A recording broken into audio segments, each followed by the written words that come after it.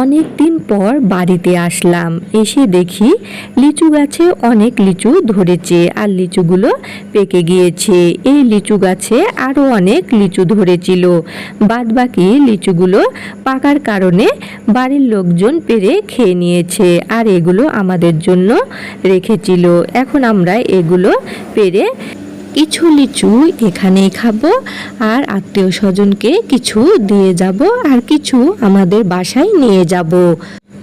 বাড়ির গাছের লিচু আত্মীয় স্বজনকে না দিলে নয়, আর গাছের ফল পেরে পাড়া প্রতিবেশীকে না দিলে আমার ভালোই লাগে না। এই গাছটায় অনেক লিচু ধরেছিল।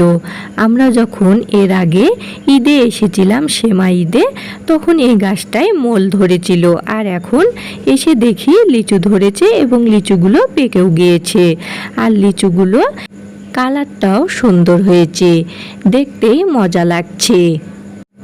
আর বাড়ির গাছের যে কোনো ফল পেরে এরকম টাটকা টাটকা খাওয়ার মজাই আলাদা। আর সব ফলের থেকে লিচু আমার কাছে একটা প্রিয় ফল।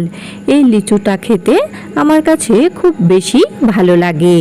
আর এই দেখুন, লিচু গাছে মশারি বেঁধে দেয়া হয়েছিল যেন লিচুগুলো কোনো পাখি খেয়ে না ফেলতে পারে। আর আমরা আস্তে আস্তে একটু দেরি হবে এই ভেবেই এখানে মশারি বাঁধা হয়েছিল।